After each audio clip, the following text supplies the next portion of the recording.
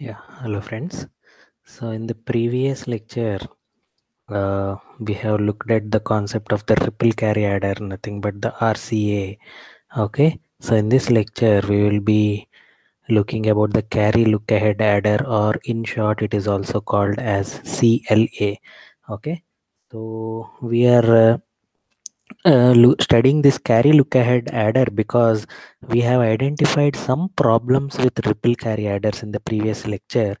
Okay, if you see, the problem with the ripple carry adder was glitching, which is a result of carry which is rippling through the all the stages, carry rippling through all the stages. If you have gone through the previous lecture, we have seen that we have glitches in the sum portion of some portion of the adder, which is because the second stage of full adder has to always wait for the carry input to be generated from the first full adder.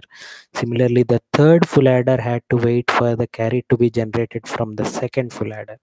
Okay, similarly the fourth full adder had to wait for the carry to be generated from the third full adder, and so on. So it goes on as the operand width increases. That is, if a and b are two 16-bit numbers, okay, so this goes on, and it would and some and in some cases it may so happen that the input carry might have to ripple through the entire 15 stages in order for the correct sum to appear at the output.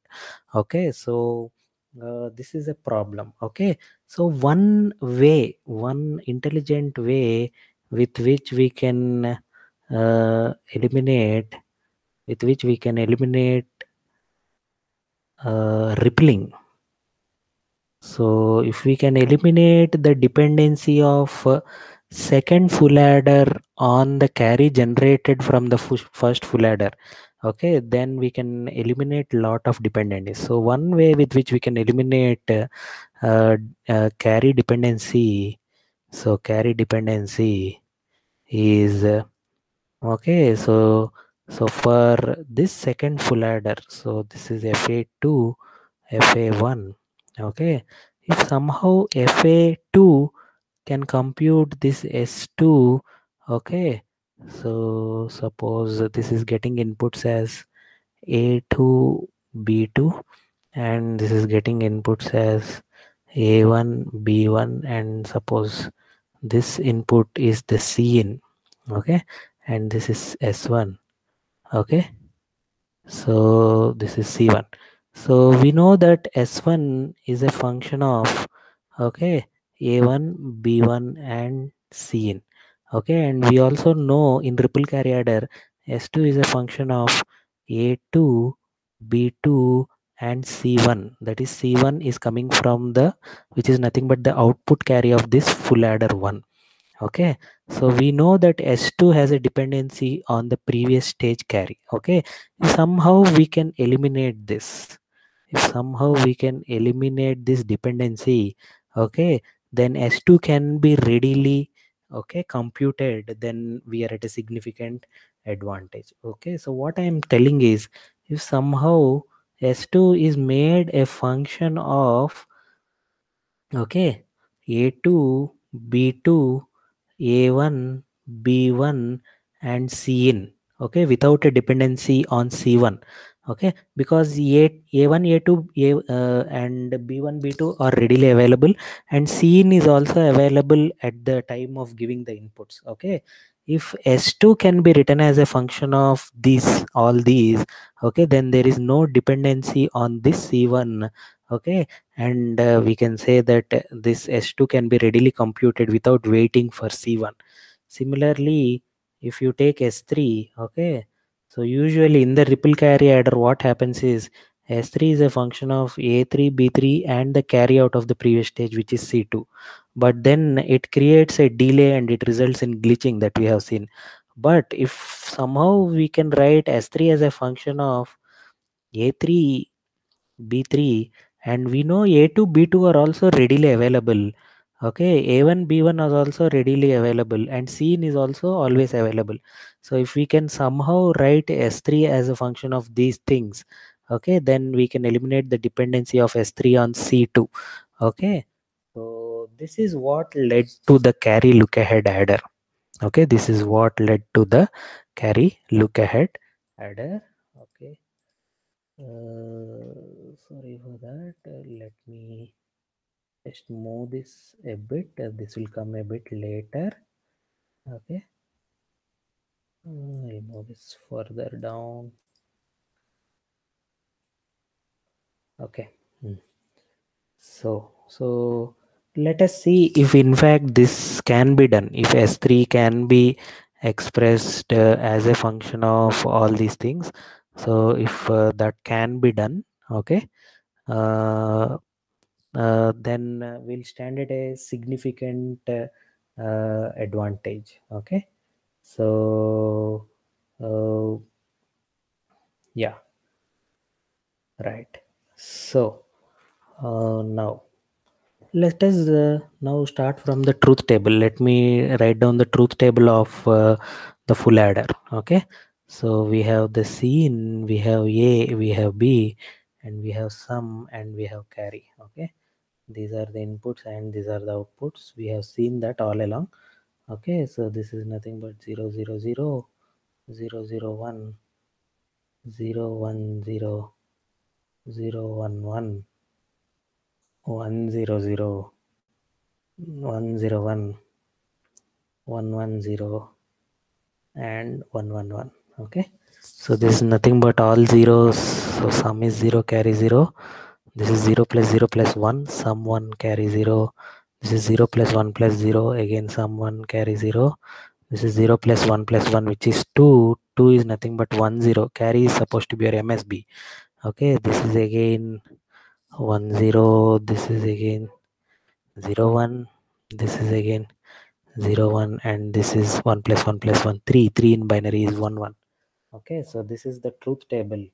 Okay, now let us try to understand the dependency of C out on A, B, and C. Okay, I'll be introducing two terms here.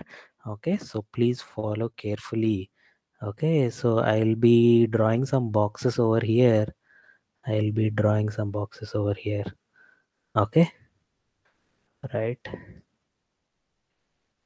See, in this case, see what is happening when A, B are complements of each other, or when in this case, see, if A is 0, B is 1, B is 1, A is 0, what is happening here?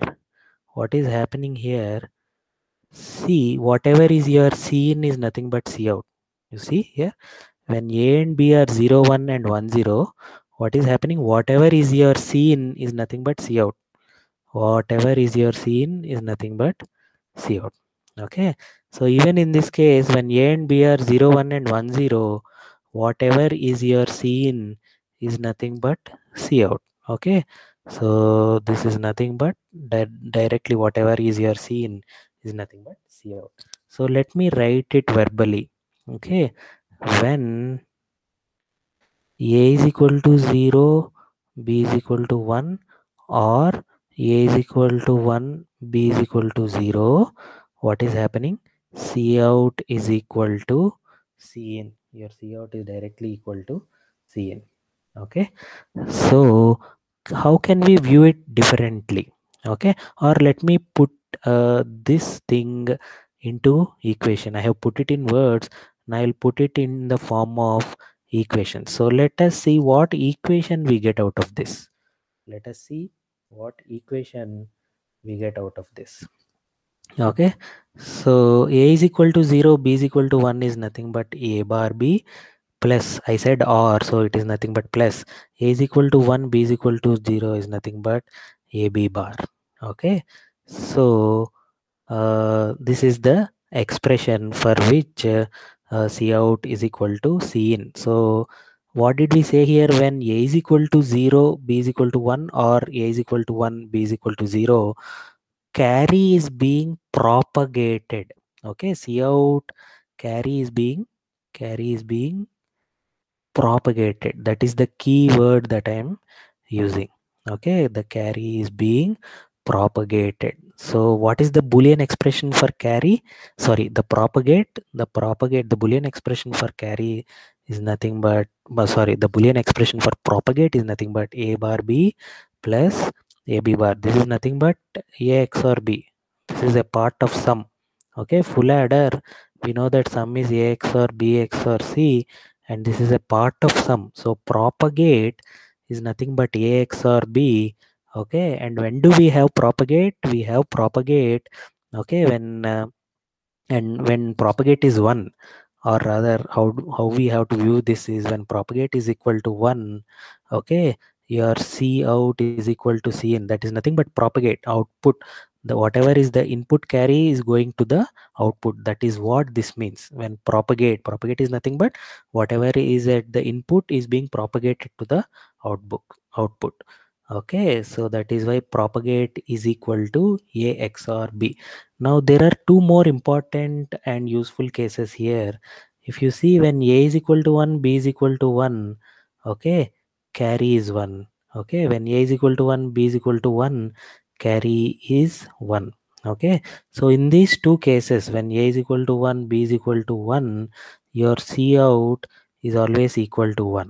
Okay, so if you put it in equation, okay, A is equal to 1, B is equal to 1 is nothing but AB. So you have your carry out is always equal to 1. That means if I put it in words, you have to always generate carry. Okay. So the expression for generate, okay, generate is A and B. This is also called G. Okay. So from the truth table, what all we have expression for propagate. When do we have propagate? When AX or B is 1. Okay. The carry, input carry propagates to the output. When is the carry generated? When A and B both are equal to 1. So these are called propagate and generate signals.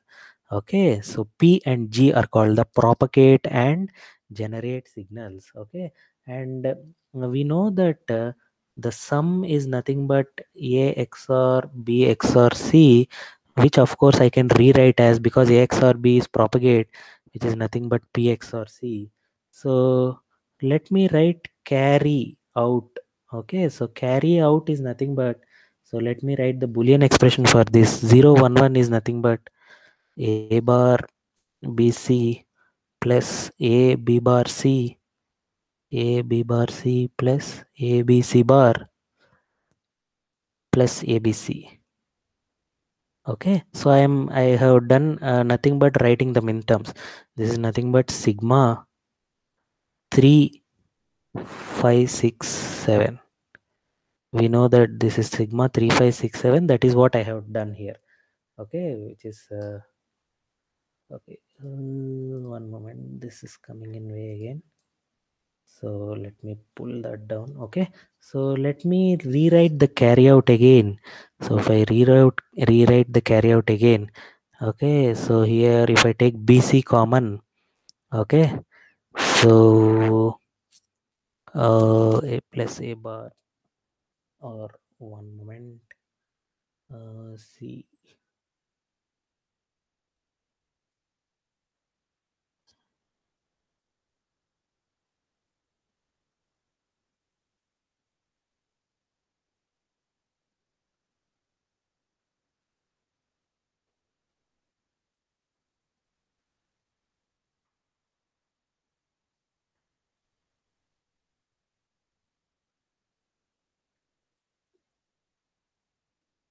Okay, so sorry for the mistake. So see, this is CAB.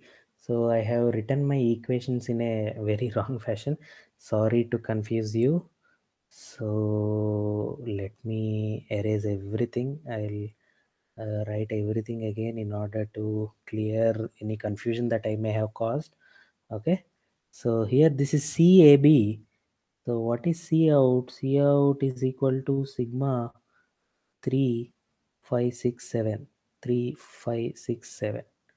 Okay, so here the first literal is C, so that is where I heard previously. So this is nothing but C bar AB.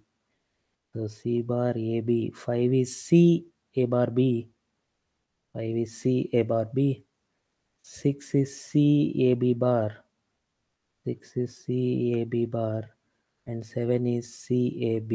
Okay, right. So here if I take AB common, so we get C plus C bar, and here I can take C common, which is nothing but A bar B plus AB bar. Okay, so C plus C bar is 1, which is nothing but AB plus, this is nothing but C in. Okay, so A bar B plus AB bar.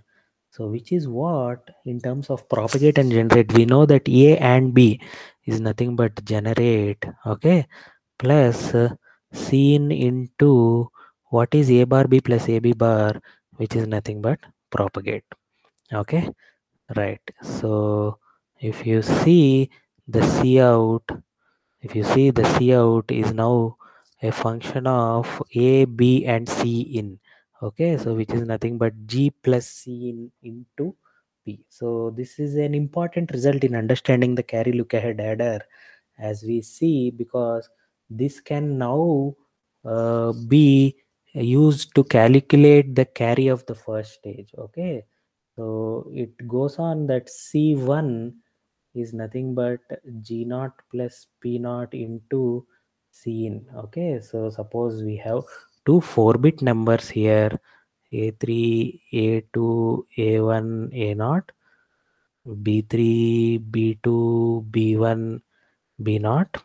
Okay, so this is the scenario where C1 is the carry of the first stage. Okay, so when you are adding A naught, B naught, this is nothing but C1. This is where you get C1. Okay, so similarly C2 can be shown to be a function of G1 plus P1 C1. Okay, so we know that G1 is nothing but A1 B1, because G is equal to A1 and B1, plus P1 is nothing but A1 XOR B1. Okay, we know that C1 is nothing but G naught plus P naught C in. Okay, so if we take this up, it will turn out to be A1 B1 plus A1 XOR B1 into G naught is A naught and B naught, plus P naught is A naught XOR B naught into C in. So if you see now this C2, okay, now in this C2, C1 doesn't come into picture anywhere. See, you don't have C1 anywhere in this equation. Okay, so in order to compute C2, you don't have to rely on the result from the first stage. You don't have to rely on the result from this first stage at all, because C2 is now written as a function of, okay, it is written as a function of A1, B1, A2, B2 and Cn. Okay, so A1, B1 is available, A0, B0, sorry, this is A1, B1, A0, B0 and Cn. So A1, B1 is available, A0, B0 is available and Cn is also available. So this can be computed readily, and you need not wait for C1 to be computed from the first stage. Okay, so if you see, so this kind of uh, arrangement can also be extended to C3. So wherein you see that C3 is written as G2 plus P2 C2. Okay, and so G2 plus P2 into C2 is nothing but G1 plus P1 C1. Okay, and then again C1 is nothing but G0 plus P0. Okay, wherein you see that C3 will be a Boolean expression entirely in terms of A3, B3, A2, B2, okay, uh, A1, B1 and Cin. Okay, so it need not wait for C2 to be generated from the previous stage. Okay, so you see we have successfully eliminated the need for carry to be generated from the previous stage. Okay, so that is why this is called look ahead adder. So you are looking ahead and you are computing the Boolean expressions for the carries in terms of all the operands and the input carry. Okay, so we are computing C3, or if you say take C2 here, you are computing in terms of A1, B1, A0, B0 and Cin. okay, all the operands and the scene which are readily available. Okay, this C2 is never a function of C1. Similarly, C3 is a never function of C2, and so on. Okay, so if you see that we are computing the Boolean expressions of all the mid carries ahead without any dependency on the previous carry. Okay, so that is why it is aptly named as look ahead. You're looking ahead and computing it. Okay, you need not wait for the carry to be generated.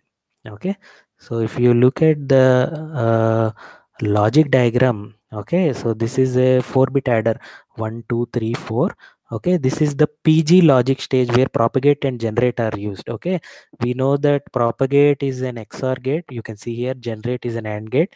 So P1 G1, P2 G2, P3 G3, P4 G4. Okay, so this rectangle is where, okay, the carry look ahead logic. So uh, the look ahead logic would be used.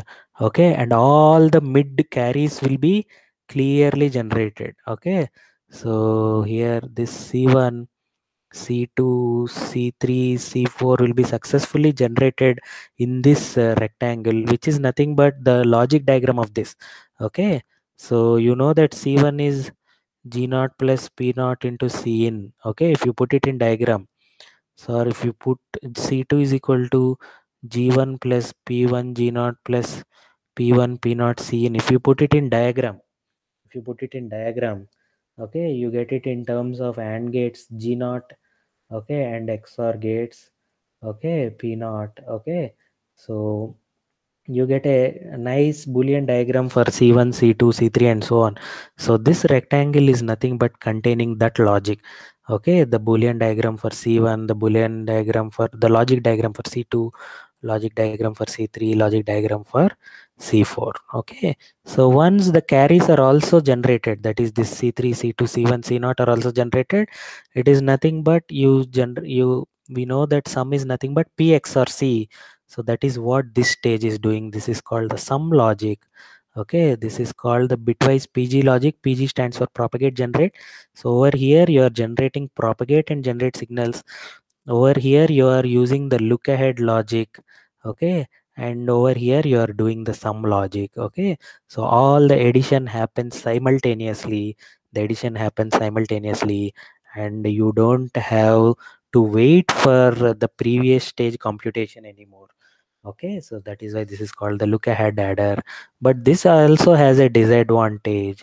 Okay, so the disadvantage is nothing but if you see the expression for C4, you see how big it is. Okay, G3 plus P3 C3, which is equal to G3 plus P3 G2 plus P3 P2 G1 plus. So if you put the gate level diagram for this, okay, this is huge. Okay, so this is a huge. See, this is 1 2 3 4 5 5 input AND gate. This is a 4 input AND gate. This is a 3 input AND gate. This is a 2 input AND gate. So this is a huge circuit diagram. Okay, this is a huge circuit diagram. Although you are able to compute the carries, okay, previously, okay, or not previously, although you are able to compute the carries without any dependency on the previous stage, but but it is coming at a significant cost of hardware. Okay, what is happening here? Your hardware, significant cost of hardware. Your hardware increased like anything. Okay, if you see C4 is huge hardware. If you see C3, it is huge hardware.